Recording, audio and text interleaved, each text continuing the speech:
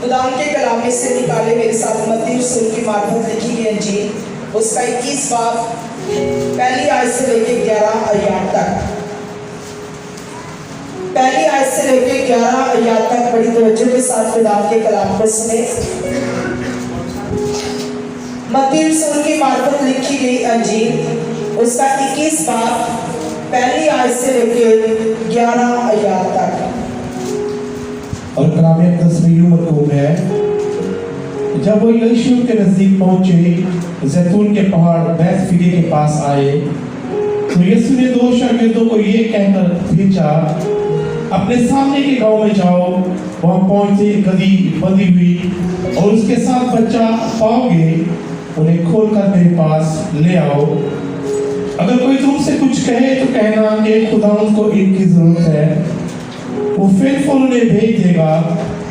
और ये इसलिए हुआ कि जो नबी की मार्फत कहा गया था वो पूरा होके सिय्योन की बेटी से कह के देख तेरा बादशाह तेरे पास आता है, वो हलीम है और गधे पर सवार है। बल्कि लाखों के बच्चे पर शागिर्दों ने जाकर जैसा यीशु ने उनको हुक्म दिया था और वैसा ही किया, और गधी और बच्चे को लाकर अपने कपड़े उन पर डाले और वो उन पर बैठ गया। और भीड़ में के अक्सर लोगों ने अपने कपड़े रास्ता में बिछाए और औरों ने जरसों से डालियां काट कर राह में फैलाई।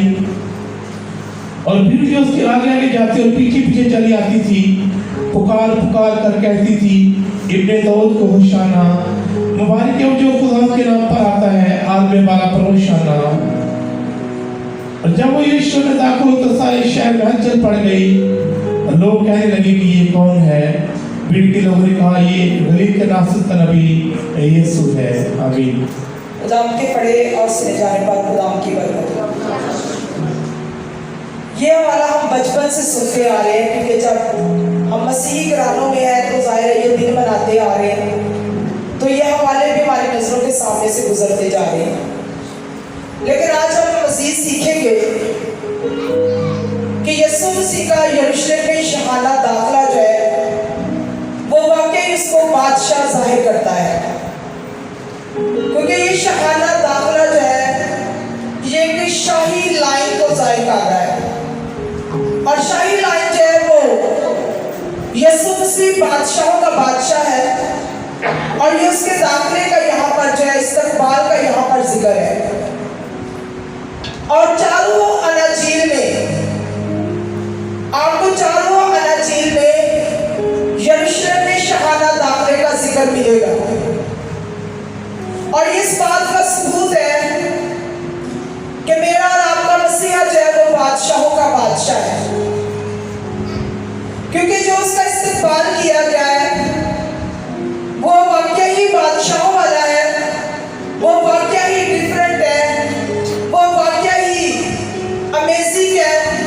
उसको हम कह सकते हैं कि शहाना दाखिला या शहाना इस्तकबाल, ताकि शाही इस्तकबाल जो है वो उस बादशाह को जाहिर कर रहा है जो बादशाहों का बादशाह मेरा और आपका मसीहा है।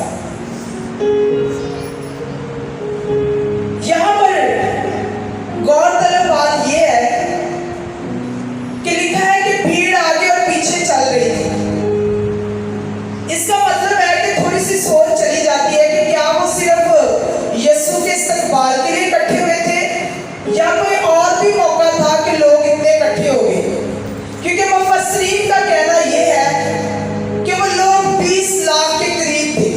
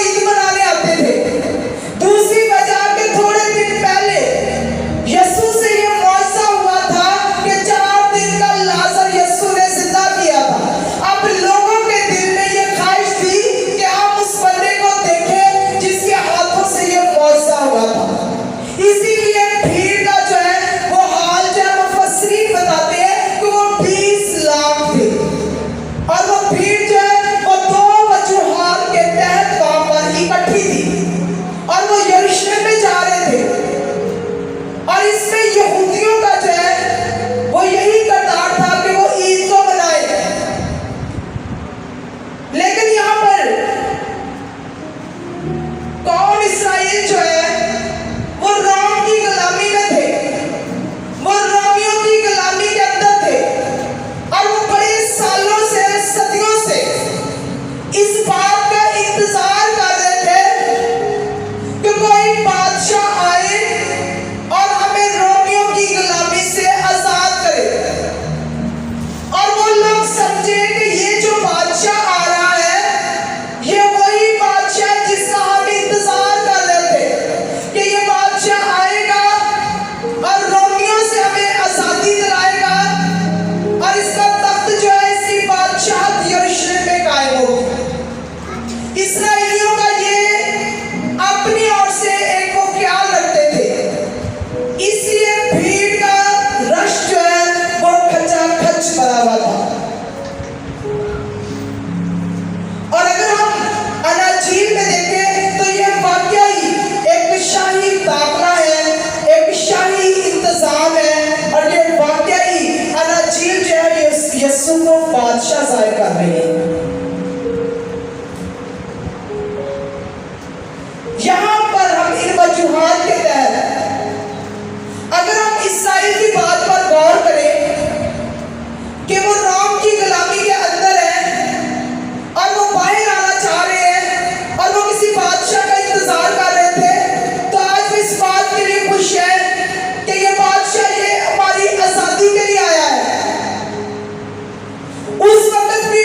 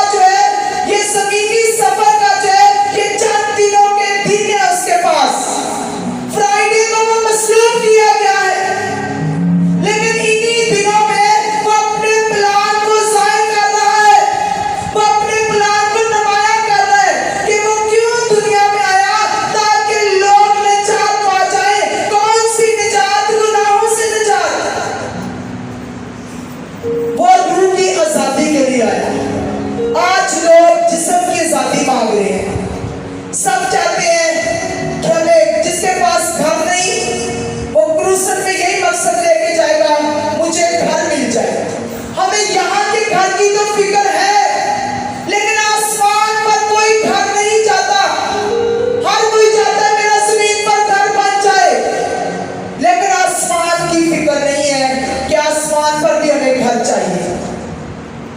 आज भी भीड़ का यही हाल है और उस वक्त भी भीड़ का यही हाल था। इस्राएल कौम भी देख रही है कि वाह, कोई तो बादशाह आ गया जो हमें रोमियों से आजादी दिलाएगा। आज भी लोग कह रहे हैं यीशु आ गया, हमारी बीमारियों से हमें शिफा दिलाएगा।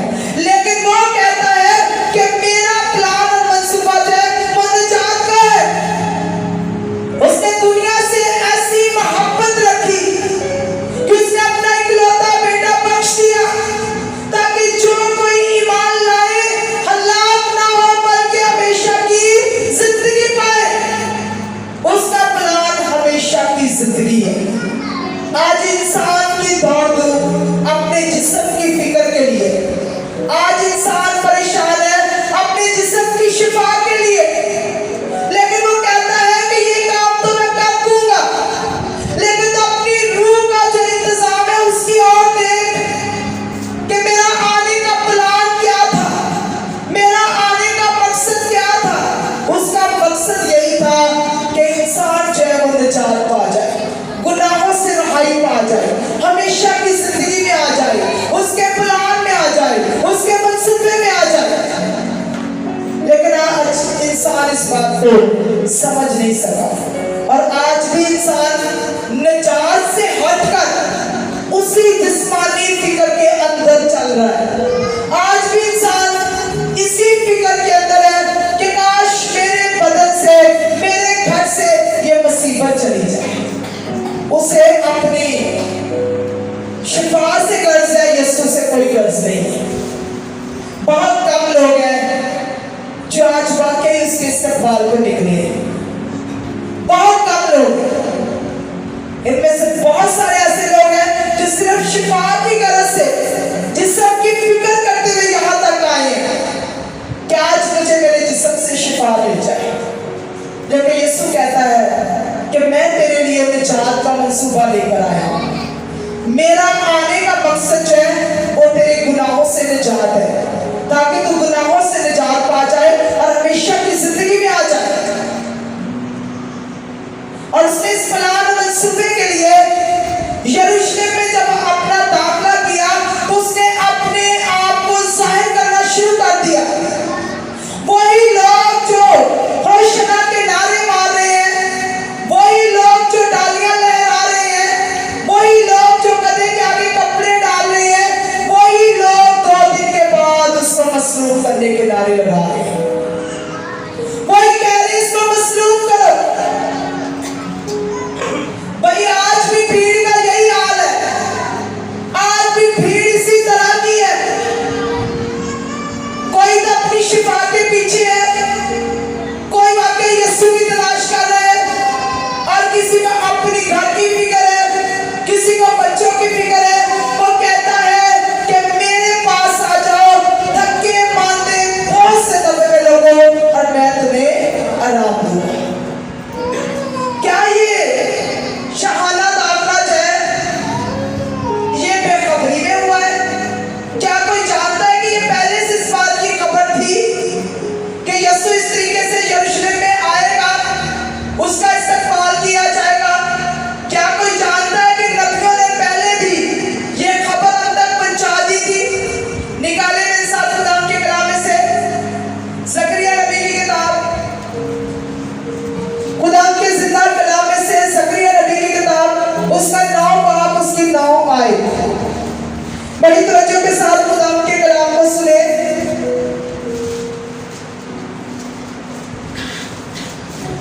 खुदा के कलाम में से ज़करिया नबी की किताब, उसका 9 बाब 9 आयत, और ये आयत 2 दफा पढ़ी जाए ताकि सबको समझ आए।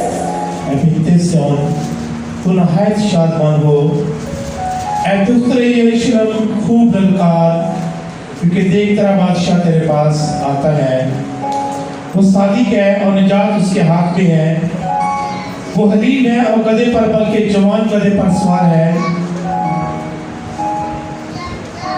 एपिते से तो नहायत शादमान हो ऐ दूसरे यरूशलेम खूब ललकार, क्योंकि देख तेरा बादशाह तेरे पास आता है। वो सादिक है और निजात उसके हाथ में है। वो हलीम है और गधे पर, बल्कि जवान गधे पर सवार है। खुदा के पढ़े और सुनने पर खुदा की बरकत हो। यहाँ पर ये नबूवती कलाम है जो 450 साल पहले से ये बताया गया है कि इस तरह से एक बादशाह आएगा, गधे पर सवार होगा, उसका इस्तकबाल किया जाएगा। सारा जो है पैटर्न इसमें बताया गया है और ये नबूवत जो है 450 साल पहले की गई है। और आज इसी नबूवती कलाम को हम लेकर सीखेंगे कि यहाँ पर लिखा हुआ है, क्योंकि देख तेरा बादशाह तेरे पास आता है, वो सादिक है और नजात उसके हाथ में है, वो हलीम है और गधे पर, बल्कि जवान गधे पर सवार है। पहले भी मैं आपको यही बता रही थी कि उसका प्लान और मंसूबा जो है वो नजात का था, ताकि गुनाहों से रहाई मिल जाए, छुटकारा मिल जाए और हम नजात पा जाए। आप भी यहाँ पर यह कि निजात उसके हाथ में है, ये निजात का मंसूबा जो है उसके इख्तियार में है। इस मंसूबे को पूरा करने के लिए यहाँ पर उसने काम शुरू कर दिया है। और यहाँ पर आज जिक्र हो रहा है कि वो जवान गधे पर, पहले लिखा गधे पर, बल्कि जवान गधे पर। आज हमारा टॉपिक है जवान गधे पर। तो भाई क्या यीशु किसी और गधे पर सवार नहीं हो सकते थे? क्या यीशु को जवान गधे की क्यों जरूरत पड़ी? क्या वहां पर बूढ़ा गधा नहीं काम कर सकता था? ये हमारे लिए आज एक सवालिया निशान है कि उसने जवान गधे को ही क्यों चुना।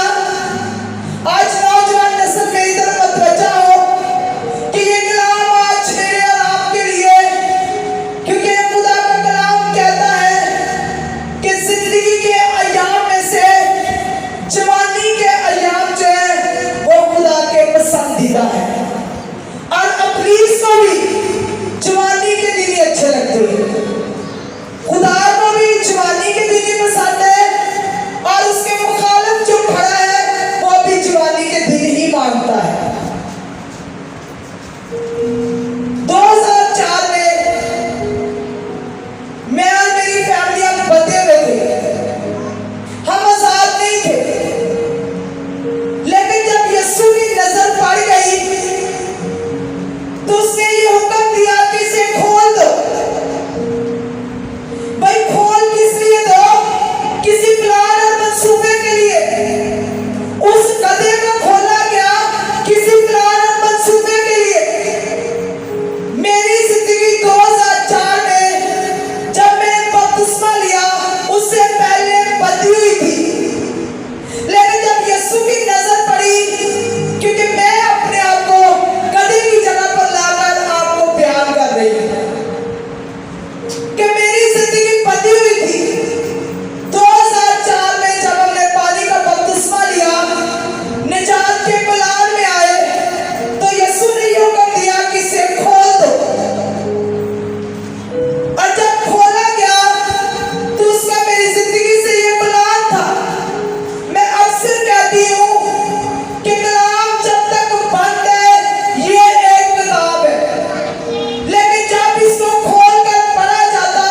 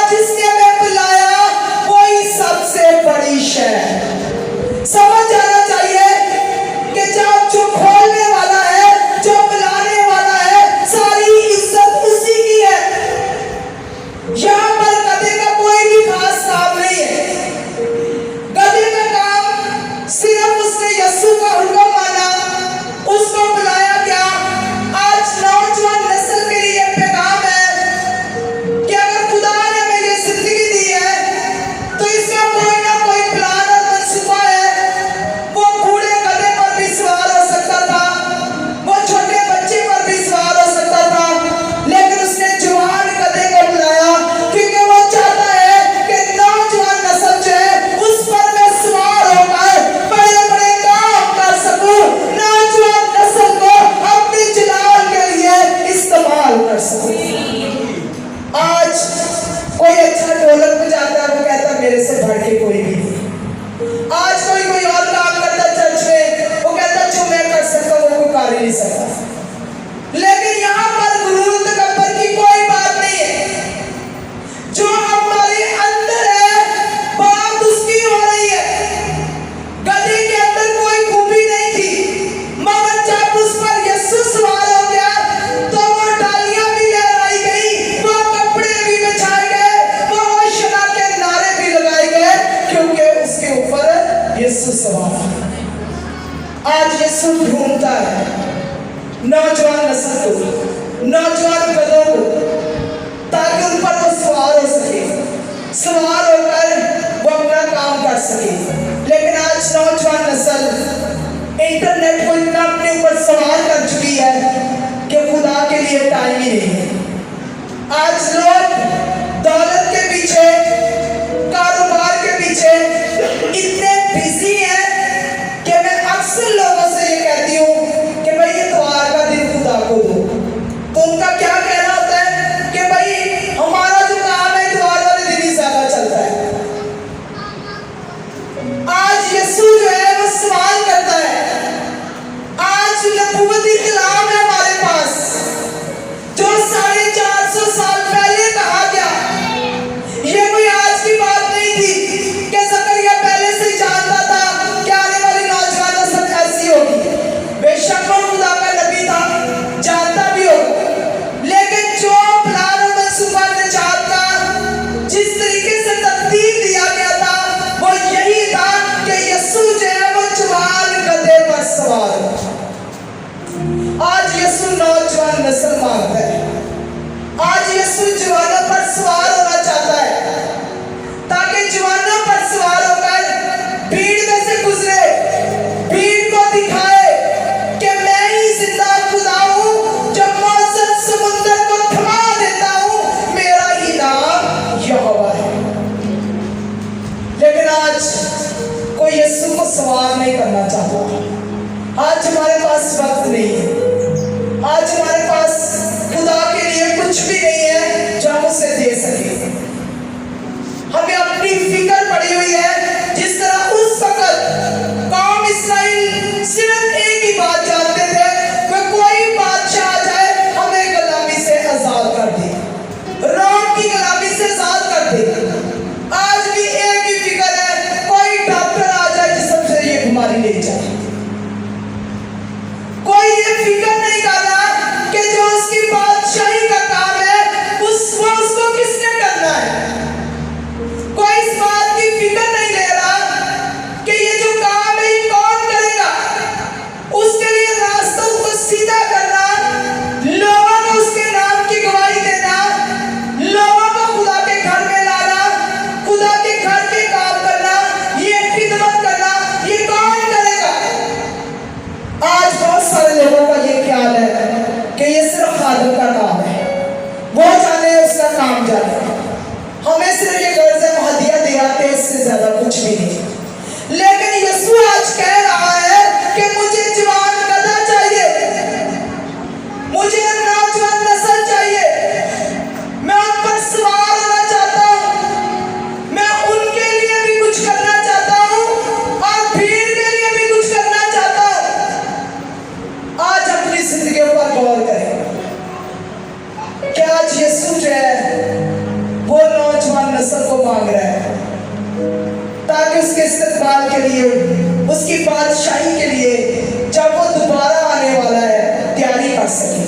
और तैयारी के लिए हमें नौजवान नस्ल चाहिए, ताकि यीशु जो है उस नौजवान नस्ल के अंदर बस सके, उन पर सवार हो सके और उनसे अपने काम ले सके। आज अबलीस को भी जवानी पसंद है और खुदा को भी जवानी पसंद है। अब ये इख्तियार हमारे हाथ में है कि हम किस तरफ जाना चाहते हैं। क्या हम इस बादशाही के लिए यीशु को अपनी जिंदगी में लेना चाहते हैं? क्या हम इस निजात के मंसूबे के लिए अपने आप को पेश करना चाहते हैं? क्या हम चाहते हैं कि यीशु हमारी जिंदगी पर सवार हो जाए? क्या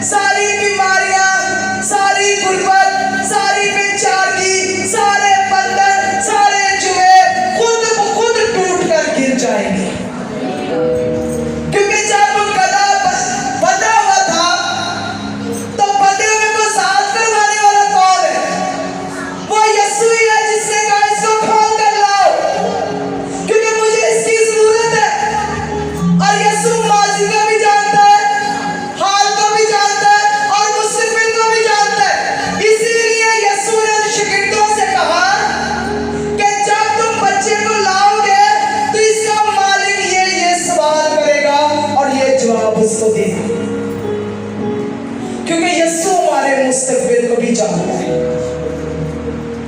अगर वो इतना जानने वाला है तो भाई फिर आज वही सवाल कर रहे हैं कि मुझे जो है वो जवान कदों की जरूरत है, मेरे लिए खोल कर ले आओ ताकि मैं सवाल हो सकूं और वो मेरी बादशाही की तैयारी कर सके, लोगों में जाकर बता सके कि यीशु जल्द आने वाला है, रूह की तैयारी कर लो। आज जिस्म की तैयारी नहीं बल्कि रूह की तैयारी चाहिए। लेकिन आज मैंने पहले बोला कि अगर हम चाहते हैं कि हम बंधे हुए आजाद हो जाए, चाहे वो कोई भी सिचुएशन हो, चाहे वो कोई भी बीमारी हो, चाहे वो कोई भी हालात हो, चाहे वो कोई भी मुश्किलात हो, खोलने वाला मौजूद है। वो आज भी कहता है कि जाओ इसको खोल कर ले आओ क्योंकि मुझे इसकी जरूरत है। लेकिन उसके पास आने से पहले उसकी जरूरत जो हमारी जिंदगी से है उससे पहले, ताकि हम अपने आप को पेश करें। और वो आज चर्चिस के अंदर सबसे कम आपको नौजवान नस्ल नजर आएगी, बहुत कम लोग आपको नजर आएंगे क्योंकि ना माँ बाप को फिक्र है कि हमारी नस्ल किधर जा रही है और ना नस्ल को फिक्र है कि हमारी चर्च को जरूरत है। आज ये माँ बाप के लिए भी गौरतलब बात है कि भाई जब नबियों को भेजने वाला, बादशाहों को भेजने वाला, मौजज़ात करने वाला, जिंदगी देने वाला, निजात देने वाला, अगर आज उसको हमारी जरूरत है तो क्या आप पीछे हट सकते हैं? वो बेवकूफ होगा जिस बात को रद्द करेगा। अगर चाहते हो कि खुदा की बरकतें हमारी जिंदगी में आए तो अपना आप उसको दे दो, खोलने दो उसको, ताकि आपके बंधन टूट जाए, आपके जुए खुल जाए, आपकी लानतें कट जाए, आप आजाद हो जाओ और वो आपकी जिंदगी में आ सके। और जिसकी जिंदगी में वो आ जाता है वहां कोई भी कमी नहीं रहती।